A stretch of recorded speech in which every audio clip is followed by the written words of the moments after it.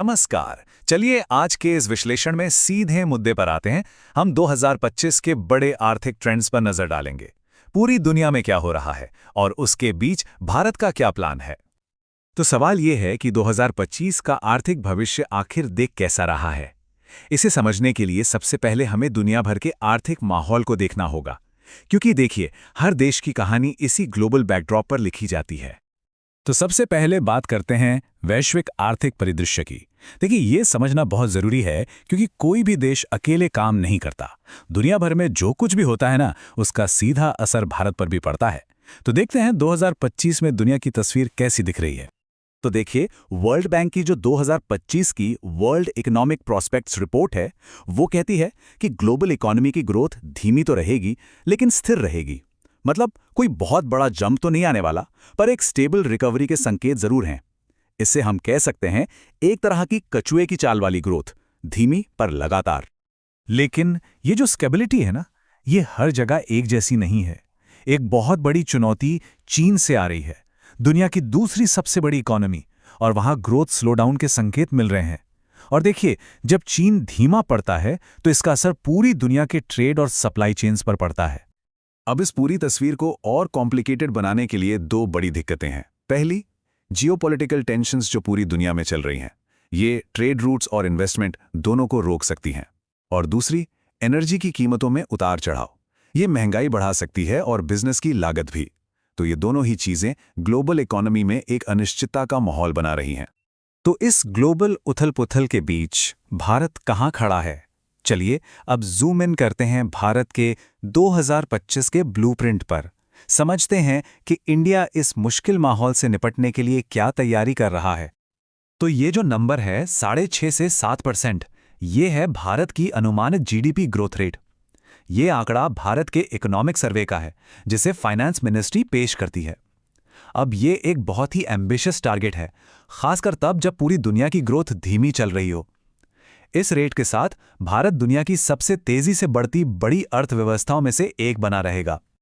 अब इस ambitious growth को हासिल करने के लिए जो यूनियन बजट पेश हुआ है, उसमें 4 मुख्य पिलर्स पर फोकस किया गया है। वो क्या है? पहला, इकोनॉमिक ग्रोथ को रफ्तार देना। दूसरा, नौकरियां बनाना। तीसरा, मिडिल क्लास को राहत देना। और चौथा, इंफ्रास्ट्रक्चर का विकास करना। चलिए अब उन खास सेक्टर्स और स्ट्रैटेजीज पर नजर डालते हैं जो इस इकोनॉमिक इंजन को पावर दे रहे हैं। तो भारत की इकोनॉमिक ग्रोथ के पीछे ना 3 बड़े इंजन काम कर रहे हैं। सबसे पहला और सबसे बड़ा है सर्विस सेक्टर। इसके ठीक बाद आता है मैन्युफैक्चरिंग, और फिर हमारी तेजी से बढ़ती डिजिटल इकोनॉमी। ये तीनों मिलकर देश की तरक्की को आगे बढ़ा रहे हैं। और इस पूरी ग्रोथ स्टोरी में एक सेक्टर है जो खास तौर पर चमक रहा है, और वो है इलेक्ट्रॉनिक्स एक्सपोर्ट्स। भारत बहुत तेजी से मोबाइल फोन और दूसरे इलेक्ट्रॉनिक गैजेट्स बनाने और उन्हें एक्सपोर्ट करने में एक बड़ा प्लेयर बन रहा है। ये मेक इन इंडिया इनिशिएटिव के लिए एक बहुत बड़ी कामयाबी है। अब ग्रोथ को और पुश देने के लिए भारत इंटरनेशनल ट्रेड पर भी पूरा फोकस कर रहा है।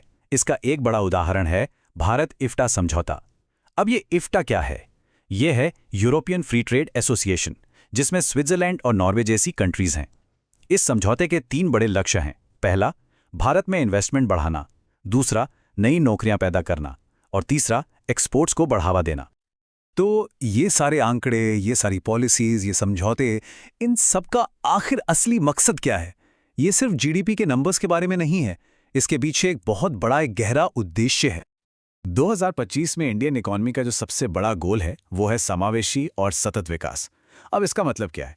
इसका सीधा सा मतलब है ऐसी इकोनॉमिक ग्रोथ जिसका फायदा समाज के हर तबके तक पहुंचे, सिर्फ कुछ लोगों तक ही सीमित ना रहे। और साथ ही ये ग्रोथ ऐसी हो जो हमारे एनवायरनमेंट को नुकसान न पहुंचाए और आने वाली पीढ़ियों के लिए भी मौके बनाए रखें।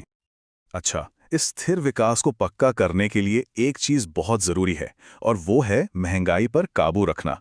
क्योंकि अगर महंगाई बहुत बढ़ जाती है तो आम आदमी की जेब पर भारी पड़ती है, उनकी खरीदने की ताकत कम कर देती है। इसलिए ये रिजर्व बैंक ऑफ इंडिया यानी आरबीआई की एक बहुत बड़ी जिम्मेदारी है कि वो महंगाई यानी इन्फ्लेशन को कंट्रोल में रखे। तो आखिर में सबसे बड़ा सवाल यही बचता है, क्या भारत का ये जो पूरा ब्लूप्रिंट है, वो दुनिया भर की अनिश्चितताओं और देश की अपनी चुनौतियों से निपटते हुए सबके लिए विकास का वादा सच में पूरा कर पाएगा? यही 2025 के लिए भारत की आर्थिक कहानी का सबसे बड़ा सवाल है। इस चर्चा में शामिल होने के लिए बहुत बहुत धन्यवाद।